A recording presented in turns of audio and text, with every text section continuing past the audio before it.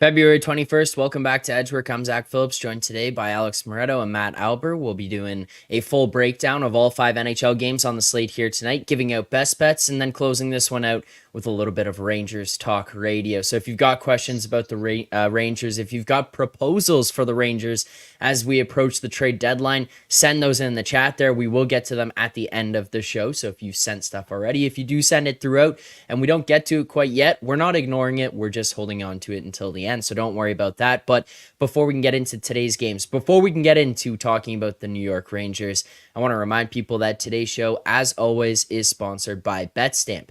The easiest way to improve as a sports bettor is by using multiple sports books and always getting the best odds. We recommend using an odds comparison tool like BetStamp to help you do so.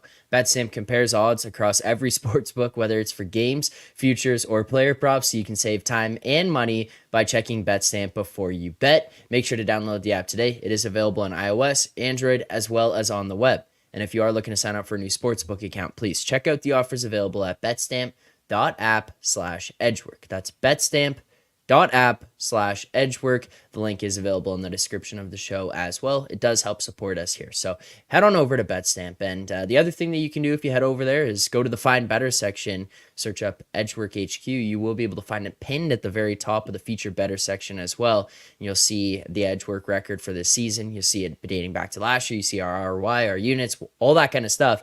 And you'll notice that for this year, 248, 247, and 5. That's 493 bets. We are 5.6% ROI. Moretto, we said yesterday we were going closer to 10. We went a little bit further away from 10, so we're going to have a bit more of a hill to climb up here to close out the season. But we are up 28.3 units on the year. 3 and 4 day yesterday doesn't necessarily help that. But Moretto, what went wrong yesterday for us to go sub 500 and come away on the day losing a little bit of money there, going basically down a unit on how we spread out everything from yesterday's picks? So a little overtime variance there with Russell's Penguins bet. I think that that one hurt. And then the Vegas one just went completely wrong. The half unit play on Vegas at like minus 130-ish that closed minus 150. Never really had a chance. That was just that's what we get for doubting our Predators. Just an absolute wagon. Playoff bound Nashville Predators. Aiden Hill, after all this shit I talked about him, finally decided to buy in. He finally decided to take another shit on me. So thank you for that, Aiden. That was nice. At least we got the under home in the Vancouver game. We got the over in the Washington game. And Ovechkin, 2 more goals, getting a little bit closer to the record here. Maybe, maybe not as far away as we thought if he can keep putting these together. Albert, I'm going to ask you quickly here, as we'll get into the games after this, but you got to experience the, what is it called? The Stadium Series. There's too many of these outdoor games now. At this point, I just forget what the hell all of them are called, but the Stadium Series game there for the New York Rangers. What was that experience like this weekend? Yeah, so as a whole, I'm not really a fan of going to them. This was actually my first outdoor game. I was not even going to go until I kind of had it offered to me, and I was like, all right, like this should be a fun time. We had like a massive tailgate, probably 40 of us. It actually ended up not being all that cold, partially because we had the sun. The night before would have been miserable. It was like a mosh pit, honestly, like inside the stadium. It was crazy the whole time. Getting into the stadium was kind of a joke. Like we left to try to get in there probably like 40 minutes before the game, and we missed the first 4 goals. We weren't even in our seats till like halfway through the first. So I can't even comprehend that this stadium is hosting a World Cup final. Like that's going to be a complete disaster to anyone who's never been to MetLife. But no, it was fun, and obviously the comeback at the end was pretty wild. But no, the day was actually a lot of fun. But no, as a whole, like I'm not a fan of going to the outdoor games personally. Like I don't really have a desire to go back to another one. You can kind of hear it in my voice. Like I've been sick the last few days since. But no, it was a fun day all in all. Well, I mean, the fact that you missed 4 goals is a pretty absurd way to start the day. I'm not going to lie to you. I don't know how the hell that happens, but fair enough. I'm glad you enjoyed the remainder of the game, the remainder of the outing. At some point, I would like to be able to go to one or get to one myself, but as of right now, the intrigue of it is also just not that high, so it's not that high on my priority list to check that one off the box. For No, those I of you agree. in the chat right now, if you are watching and you haven't hit the like button or subscribe to the channel, please do that. But I mean, Jeremy throwing around some pretty strong accusations. I put up a poll in the chat for people. I said, are the New York Rangers a wagon? There's three options here. I'm going to try to put There up a only needs poll to be every day one in the option, chat. just to cut you off right there. There only needs to be one. Well, well, not No. according to the chat, because there is wagon, mid, and trash. And 64% of the chat right now says mid, Alber. I don't, so just letting you know. I know you're about to go make a bunch of burner YouTube accounts and try to fudge those Yeah, I was numbers, gonna say, but how do I Make sure you come in here also and vote boost on our that make while sure I'm you on? boost our likes when you're making those burner accounts yeah. too. Yeah, so hit the How like did we button. end But up with Jeremy's 741 likes on this one show? Well, funny story, actually. Yeah, and Jeremy saying there's a strong correlation between people who voted mid and people who haven't hit the like button. Well, I'm not gonna make that correlation, but if you haven't hit the like button, please do so here. Let's get into the games for today. And by the way, for people out there wondering, just in case, we did talk about it yesterday on the show, the fact that we were looking at locking in some of these futures bets and stuff. Were able to lock in the Minnesota Wild to make the playoffs plus 350 there. So hopefully people were able to get on that one from yesterday's show. And we will try to make sure that all the futures bets given out here are updated accurately throughout. But for tonight's games, 5 on the schedule. We've got a 7 o'clock, a 7:30, and 3 10 o'clock games, because why wouldn't the NHL do that? Why would you not backload the night so that it's in a period of time for the Eastern time zone where most people are not going to be watching these games? And you're not going to have the Boston Bruins and the Edmonton Oilers on display for everyone. So let's start in Montreal, where the Habs are hosting the Buffalo Sabres tonight. Montreal plus 127, the Sabres minus 140, and a total of 6.5 right now. Moretto, we'll go to you first here on your Montreal Canadiens. I don't know. Someone else in the chat can come up with something quick or witty for Moretto's name and the Canadiens there. But what are your thoughts on this game tonight? How your Habs are kind of positioned coming into this one, and where the total is at? So this is a huge game, betting aside, for draft position, because I think the Habs can move into sole possession of the 6th overall pick, I think here, or seventh overall pick with the loss. This is like Ottawa's the right there opposite though. 4-point game, Arizona's right Moretto. there though. Like we need Yeah. Arizona to get a win tonight. We need Columbus, Anaheim to have a 3-point game. It's a big night. A big night. A loss to Buffalo here would go a long way. Betting wise though, I am on. Yeah. Peter Panic will like this, because I am on the under 6.5 in this game at plus money. I think plus money is pretty widely available if you have access, and if you do like to bet offshore sometimes. Bookmaker is still hanging at plus 102 as well. I mean, the Habs have had a bit of an offensive outburst of late, but like you can't be considered an offensive team when you only have one line driving play and generating scoring, even if that line is basically Marchand, Bergeron, and Pasternak. 3 of the last 4 games, they've generated at least 2.5 expected goals at 5-on-5, which is good production, but those are also the only 3 times in the last 17 games they've done that. So it's very much the outlier here. In 12 of those 17 games, they've been held under 2 expected goals for. So yeah, offensively, it looks like they've been kind of ticking up, but I don't think that you can put much stock into that. And then you look at the other end of the ice, and yeah, defensively, Montreal's numbers haven't been great, but they've held up well in that regard against low volume offenses. Against higher volume offenses, especially on the road where they can't control matchups, which is important for them considering their lack of depth up front. The defensive numbers tend to balloon. So we have a lot working for us here in the fact that the Habs are at home and the Sabres are not a high volume offense. Buffalo bottom 10 in the NHL the last month or so, just not generating much, especially on the road. Defensively, they've been good, and their overall numbers are impressive, and that's even with those numbers being inflated by games against like Florida, Dallas, LA, Montreal, very much not like those other teams. So goaltending wise, I think we're set up well here. I'm expecting Montembeault after Allen started Saturday. Primo started last Tuesday. Good chance for Montembeault to rebound. He was brutal against the Rangers last week in that watch-along game we had. -4 goals saved above expected. One of just 7 starts this season with a negative goal saved above expected, 19 games in the positives. Even with that -4 mark, still at 9.9 goals saved above expected on the season. So last 2 games, he was in the negatives. He bounced back really well. A -4 followed by a +4.5, a -1.6 followed by a +2. So he's really bounced back well after these rough games, which has been encouraging to see, something he didn't have earlier in his career. And similarly, I would expect Luukkonen to start here again, and I think he'll bounce back as well. He was miserable against the Ducks on Monday. That early start, -2.5 goals saved above expected. I think that's very much an outlier for him, considering he's been having pretty quietly a fantastic season. That Ducks game ended a run of 10 straight starts with the goals saved above expected mark in the positives, saved 16.8 goals above expected in that span. Pretty wild numbers. So I think maybe that early start kind of played into it a little bit. Like, you have goalies are very much sort of routine oriented, very strange creatures.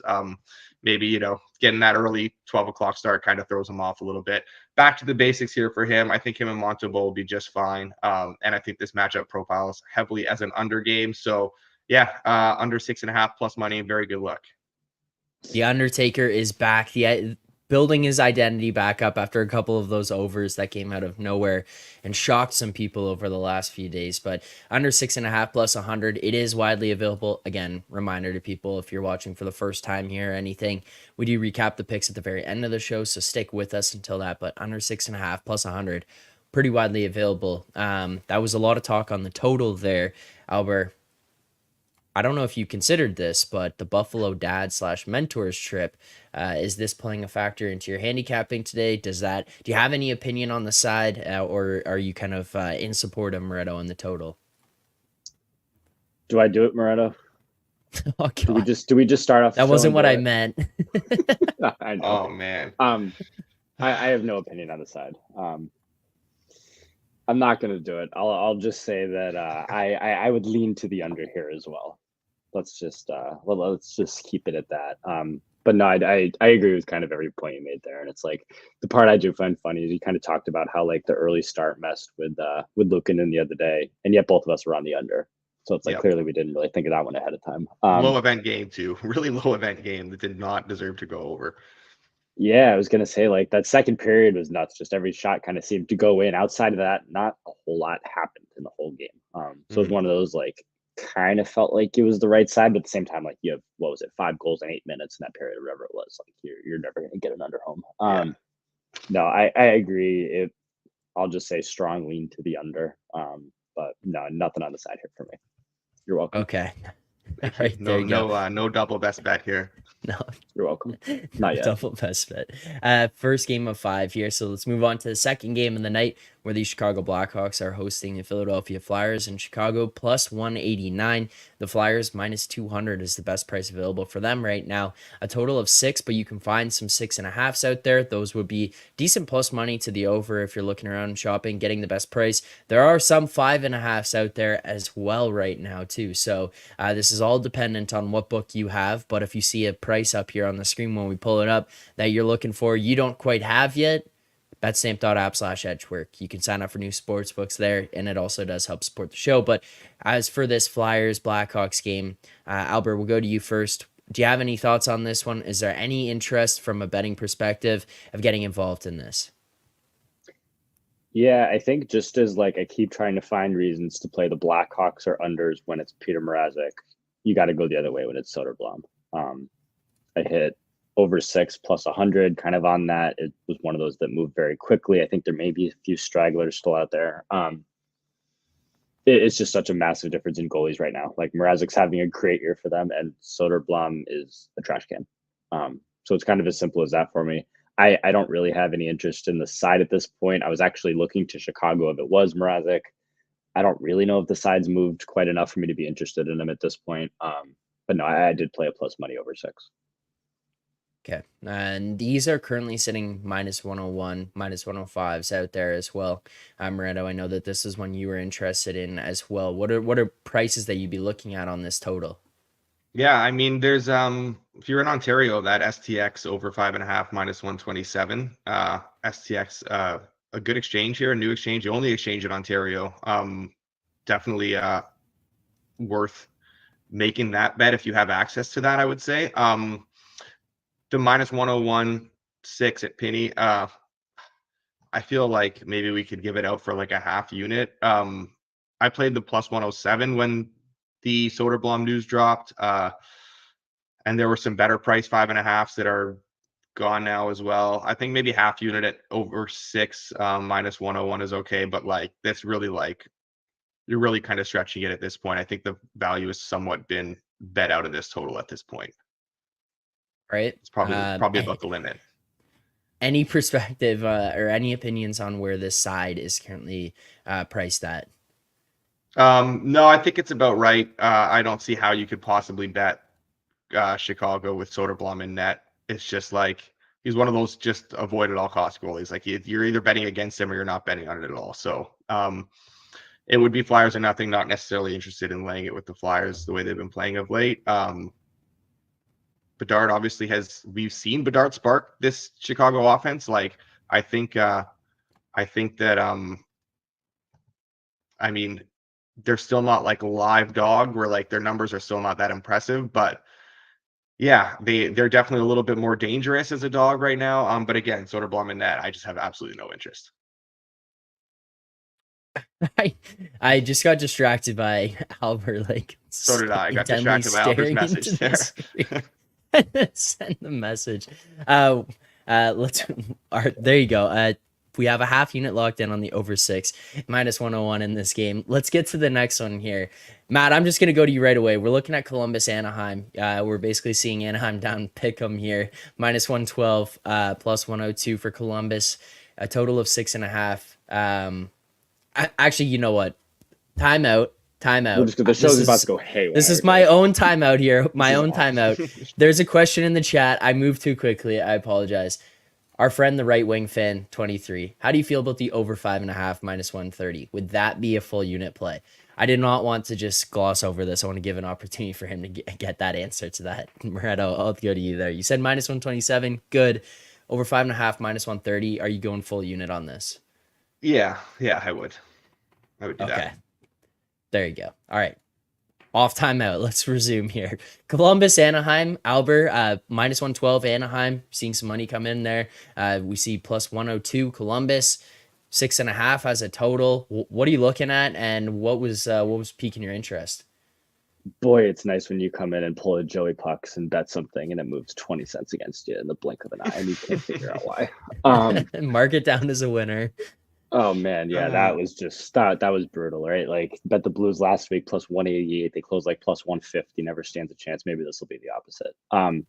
I am all aboard the fade Tarasov train here. I definitely like the Ducks a bit more than market does. Like I was very happy to kind of lay minus 120 here with Anaheim.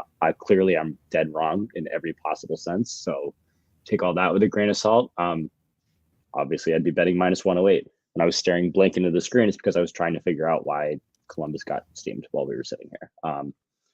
But yeah, no, I laid Anaheim. I'm happy to do it here. You should get Gibson here. And again, for Columbus, back end of the back-to-back, you're going to have Tarasov. He stinks. I'm kind of tired of not fading him at this point, so I'm happy to play that. And just because we're going to have a double best bet, may as well get ahead of it now. I'm also on the over here. Again, I want to fade Tarasov in every possible way right now. I see a lot of minus 115s. I think that's about what I played. So yeah, that's still good there. Yeah, so minus 112 we'll grab. That is at DraftKings there, which would be considered pretty widely available. I'll go to Moretto here. Thoughts on where this total is at as we lock in this the side? Yeah, I do like the over. I'm like, I didn't play it for a full play just because of the fact that it's really hard to trust Anaheim's offense right now. They're just generating next to nothing. When they are scoring goals, it's kind of fluky, and I feel like that's due for a bit of regression. But it's Tarasov. It's Tarasov, and that's Tarasov is very much in Soderblom territory, and maybe he's the recipe the Ducks need to keep that unsustainable offense going here. And Columbus is playing some really high event games lately. Like you look at their overall numbers in February since the All-Star break. Again, you have to take them kind of with a grain of salt because it is a very, very small sample size. But Columbus 3.44 expected goals for per 60 and 3.68 expected goals against per 60. Just like absolutely insane numbers. Offensively, that's number 2 in the NHL. Defensively, that is the second worst in the NHL, just behind the Sharks. And that, again, short span, but those are like, for people that don't track these numbers or don't like pay attention to these numbers, those are very, very high. So yeah, kind of not the matchup I'd looked. I mean, if you want to take advantage of Columbus overs, which is something I wanted to do, this isn't necessarily the matchup for it, just because of the fact that Anaheim has been playing better defensively and they are playing low event hockey and they're struggling to generate offense. But hopefully Tarasov can be the thing that fixes that. So I did play the over here, not necessarily for a full unit, but obviously with Alber on it, we're happy to track it for a full unit. All right, well, double best bet for Double best those bet. who avoided it on the first game of the day. We're not going to get away from it here, so go double best bet. The over 6.5 minus 114 between Anaheim and Columbus. Any final thoughts here, Matt, before we move off this game? Sorry, I was ready to go off on a tangent, and then I saw that picture you guys just posted. It looks terrible. Yeah, no, like I think I'm something like 2-200 this year on side and total in the same game, including Vegas, Nashville last night. Just two teams I've never been on the right side of a single game all year. So why not do it here? Anaheim in the over. Can't wait for it to be 3-1 Columbus. So it's coming. Parlay it, get it ready. Alternate minus Columbus minus 1.5, under 4.5. Like just get them ready. It's coming. I'm gonna start closing Telegram during these shows. My screen just popping as I'm talking the whole time with Alber messages. Oh, come on, it's not. I know. I have a million things going on easily. at all times here. I'm trying to keep us on course here, but yeah, I also did manage to throw out while we were going there the picture Albert's talking about. This is what I was seeing on my screen, intently staring at the screen while we were talking, Moretto. And I was like, what's going on? Trying to figure out how much I want to add on Anaheim and hate my life in about 11 hours. So all right, let's move on here. We got a couple more games left. Let's go to the Edmonton Oilers hosting the Boston Bruins here tonight. Edmonton minus 134, Boston plus 125. A total of 6 here in this game tonight that we're looking at. We are seeing some 6.5s out there. You can find those unders basically painted across the entire market at minus 120 on the under 6.5. So if you're looking at a 6.5, Moretto, we're getting another gift here tonight, would you say, with the Oilers and an under 6.5? Yeah, absolutely. I would say so. I think that this is kind of one of those styles make fights games. This is not a fuck around and find out situation, if you want to, call it that, for the Bruins, where like you want to see them play. They're not going to be playing some high offensive game and trying to get into a back and forth with the Oilers. I think they know their best hockey comes from playing, the way they do, with that just defense first, responsible sort of hockey. And I think it's necessary for them, seeing as the offense has kind of ticked down quite a bit of late. Same thing can be said for the Oilers. They're not generating at the rates they were at one point in the season, which is obviously understandable considering how unsustainable those numbers were. Defensively, they're back to looking really sharp again, the Oilers. They had kind of a lapse at the end of January, which made their numbers overall look a little bit worse and made them look like a much more high event team, but they've been excellent again in February. Again, small sample. We're talking about February, considering the All-Star break at the start of the month, just 7 games, but their numbers in this month defensively are right in line with what they were doing before that little dip at the end of January. So I think that was very much the outlier here, not this February sample, which I think we can you don't have to take with a grain of salt because that matches much more what they were doing earlier in the year. So yeah, defensively, we've seen them hold Vegas and Dallas to basically next to nothing at 5-on-5 in this stretch. Don't expect a ton of offense from the Bruins here. They're struggling to create right now, and Boston should have success limiting damage at the other end. Considering the Oilers numbers, like I said, they've seen a real dip. Much more human-like output of late from this Edmonton team. And that's with games against Chicago, Anaheim, Detroit, kind of inflating their overall numbers in the last month. So I think this will be a much more low event game than the total suggests. 6.5 minus 120, widely available. Definitely a bet for me. Very, very widely available there. So we'll lock that in. Matt, what are your thoughts on this game and the total? Yeah, I certainly agree. It's under or nothing. I'm just not doing yet another side and total in the same game. And I also like the Oilers. Played it earlier, -135. Moretto kind of touched on a lot of it. Like the Bruins offense has totally been drying up, and I don't think the Oilers are the team to get right on that. As crazy as that is to say that the Oilers are kind of a very good defensive team. I just kind of picked the one here I like the better. It's the Oilers, but kind of what you were saying earlier, like it is weird that you have these 3 10 o'clock games tonight. Like the Oilers always start at 9 because they're in Mountain Time. The Coyotes always start at 9 because they're in Mountain Time. Like, what the fuck are we doing here? Like, why are we loading up 10 o'clock with these teams in Mountain Time?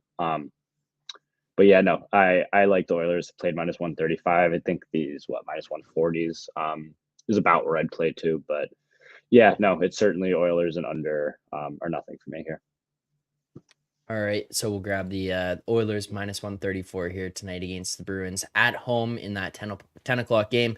One final game to get here too before we wrap things up, and with some Rangers talk radio to finish today's show. And of course, why would we not finish the day off with the matchup everyone is looking forward to, the feature matchup of the night? The Toronto Maple Leafs head on out to Arizona here. The Coyotes +175, the Maple Leafs -177. Best price available. Again, just another example of why you should shop around and have multiple sports books. But the total currently sitting at 6.5 in this game tonight between these two teams. You get Matthew Nyes returning to Arizona here. Austin Matthews on the hunt for 50 in Arizona. Moretto, what are we looking at tonight? What's on the docket for betting between these two teams? This interestingly enough, considering the Coyotes have been playing pretty brutal, this went from a 179 open on the money line for the Coyotes down to +158. So they're taking a lot of money. I can't necessarily say I agree with it. I'm just this is so narrative-y, this game. This just stinks of like Leafs playing well, going into Arizona, a team that like they pretty much losing. I don't know. I don't have the head-to-head stats in front of me. I don't put any stock into them, but it does feel like there's something between the Leafs and Arizona where they are always losing to them. Very weird. But then again, you have like you said, Nyes, he's gonna have like 50 people in the stands, which is like 30% of the arena. You have Matthews chasing 50 goals. All this stuff. It just feels like, Leafs That was coming an off like 4 uncalled straight for wins, shot at everything Muller. happy in Leafs land. This feels like very much a game that they would drop. I don't think that's why the Coyotes are taking money, but yeah, I just I'm staying away from it. I know that I think Alber has a play on the total, which I kind of agree with here, but just one of those games where the Leafs can get so leaky sometimes that I have no interest in being a part of it. You want to see something interesting? I just looked this up. I think we can rely on this. This is from StatMuse. The Coyotes are 18-4-2 against the Maple Leafs between February 21st, 2004 and February 21st, 2024. But And that's even 6 just in a looking at row. more recent, Wow. yeah, 6 in a row there. Yeah. That's the other way. You're going the wrong way. Oh, I'm going the wrong way. Yeah, go to the go scroll down to Go the to the bottom. It's 4 in a row. Rich there. dropped it in the chat. Okay. Yeah, good call. But yeah, there you go. Tough for Toronto fans, that's for sure. And I'm pretty again, sure one of these was like that -500 game. And we're like, okay, 2022, they don't date back that far, but still, like you can't. We're not in the business of putting stock into head-to-head recent head-to-head results. Let's just put that out there as well. Yeah, no. I know. But I'm more just referring to what you're saying with the it feels like there's something there. Yeah. Matt, what are your thoughts on this game? Do you have any bets?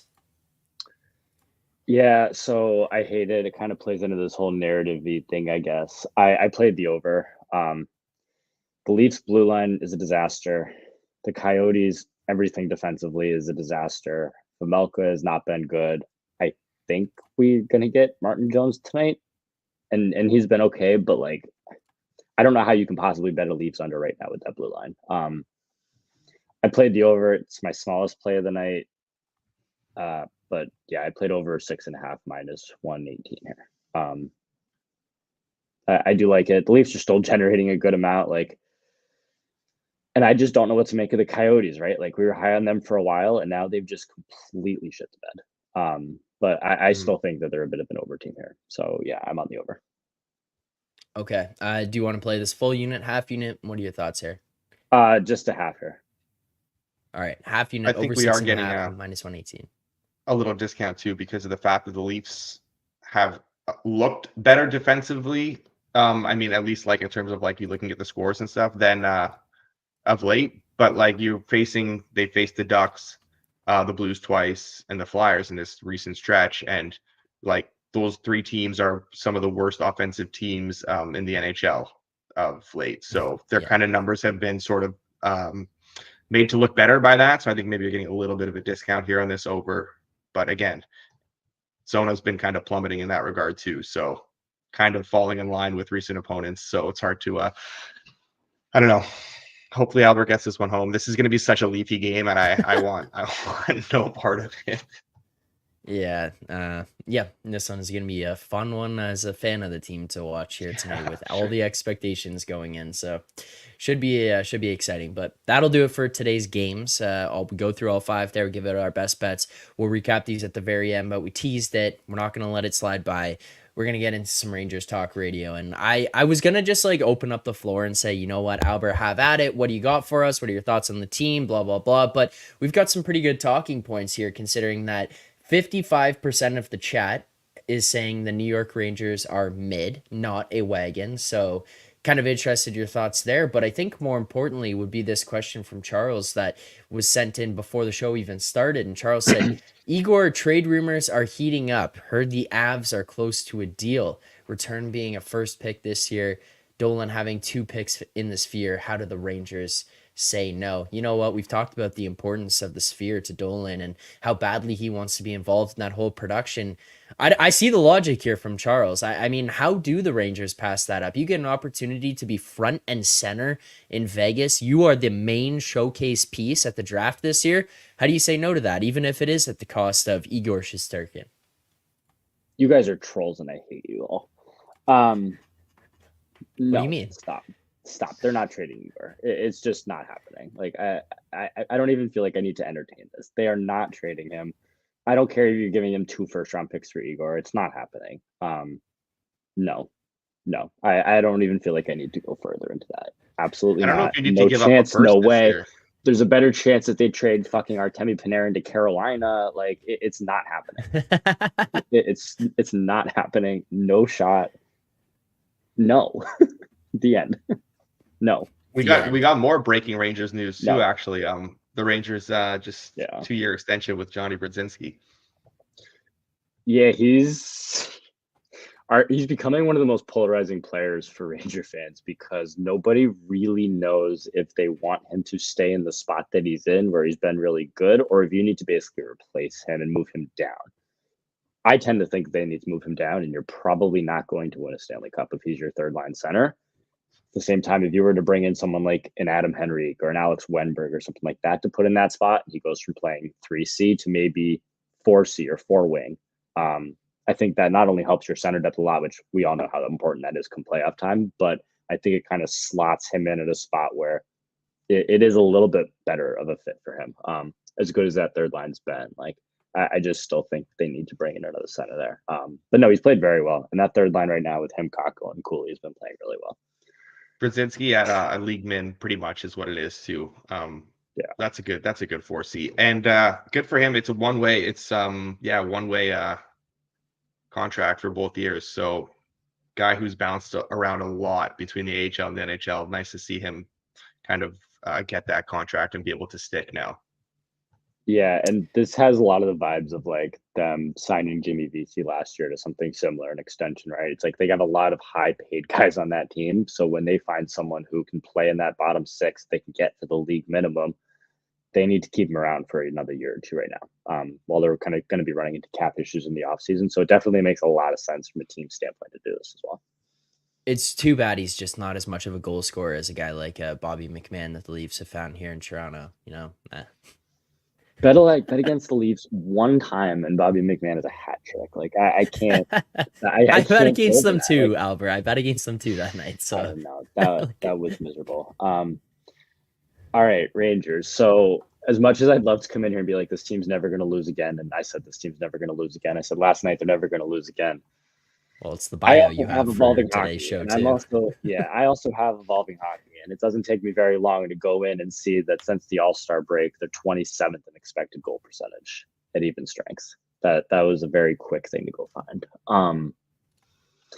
Everything's going right, honestly, right now, and it's like I think this is not exactly shocking after you look at January and everything kind of went wrong. It's just kind of natural regression back. And I think at some point here, it's probably going to balance out. And I'd say in March, they're probably going to be an average-ish, slightly above average team. At the same time, like there is stuff that you can put into that, right? Like we could talk about Kako and how important he is all we want. Like the Rangers record with him and without him, like I posted it last night, like it's just completely different. They're like a 500 team without him. And with him, they have the best point percentage in the league. And obviously that's not the entire reason why, but at the same time, like him being there is just such a crucial fit to having everybody else slot in correctly. Igor's obviously found his game. They're not trading him for picks at this point, even though he kind of had a rough day on Sunday. Last night he was on one. And that's kind of like why they need to keep riding him here to get him back into form as they get closer to the playoffs. But no, right now, kind of everything's going right. Enjoy it while it lasts. I certainly don't think that the Penguins and Oilers streaks are in jeopardy of getting beaten here. Certainly kind of when you look at like coming up, they got the Devils. I know they have a couple games with Florida coming up in March too. But yeah, no, everything's going right now. Bank the points while you can because Carolina's going to keep coming. I think you're looking at this wrong, honestly. It seems like you're looking at this from like a rational, like analyst perspective of what to do with Shesterkin, and you're missing the whole like narrative side of things. Not only does Dolan get the picks in the sphere, but as Brian pointed out, just a reunion of Igor and Georgiev in Colorado. Like the Avalanche get both the old Rangers tendies. That wouldn't that be nice to see those two reunited? I'm really not sure how much I'm supposed to say here, but those two, I don't think they want to be in the same locker room again. Let's just say. All right, got it. Fair enough. Not exactly Take that for what closest, it is. not exactly the closest of friends. Rumor had it. All right. Well, there you go. You get a breakdown of the 5 games for today. You get some Rangers Talk Radio in there, and our friends in the chat get an opportunity to troll Alber a little bit on this fine Wednesday morning. So if you did enjoy the show, please make sure to hit that like button, subscribe here to the channel. If you're listening on podcast, subscribe, rate, review.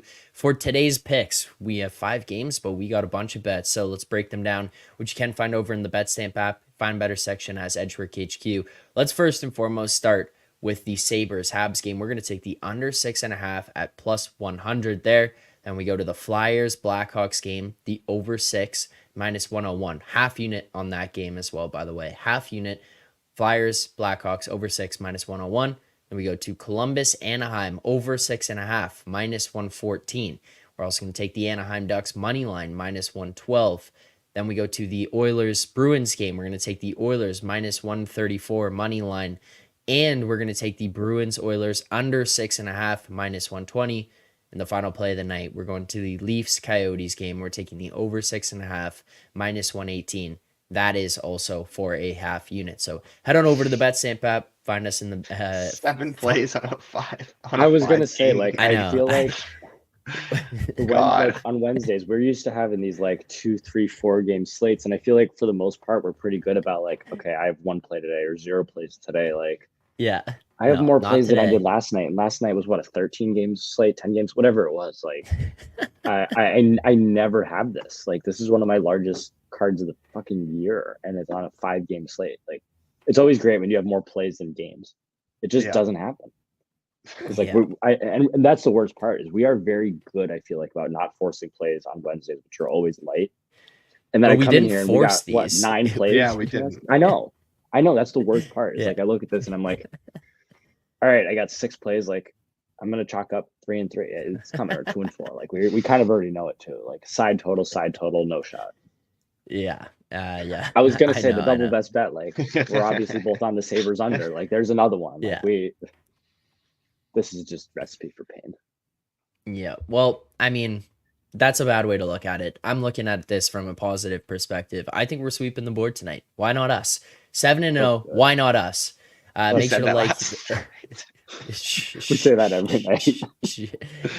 Make sure to like the stream here today. Subscribe here to the channel. We appreciate everyone who tuned in. There's a lot of stuff coming up over the next couple of days. Obviously, you probably saw, if you're familiar with Joey Pucks, he tweeted out something teasing an appearance on one of our other Hammer shows. So make sure to subscribe over to the Circles Off YouTube channel if you want to see more of him. I don't know why you would want to see more Why of would him, but anyone want to nonetheless, see make more sure to of Joey Pucks? subscribe if you do want to see more. As well, hit the books, kicking up some shows here again. We started the first one back up on this past Monday. Make sure to head on over there to YouTube. You can watch that, breaking down transfer portal, coaching changes, all that kind of stuff for the 2024 season, as well as kind of talking about some of the win totals, where those have been posted at, what some of their early thoughts are on those, looking ahead early here. So make sure to check out Hit the Books. Some more content coming up as we approach the summer, approach the NFL draft, as well forward progress. Subscribe over to that channel because the NFL draft is around the corner. If you're looking for mock drafts, if you're looking for betting ahead of the NFL draft, that's the place to find it. Make sure to check that out. Heading into the summer, heading into the NFL draft with some things coming up. But thanks to everyone who tuned in here today. We do appreciate it. We appreciate you taking the time. Alber, Moretto, thank you guys as always. To everyone else in the chat, we'll be back here tomorrow morning at 10:30 a.m. Eastern time with So Money and Rusty Bill breaking down tomorrow's games, giving out best bets as well. Enjoy the games tonight. Good luck on your bets.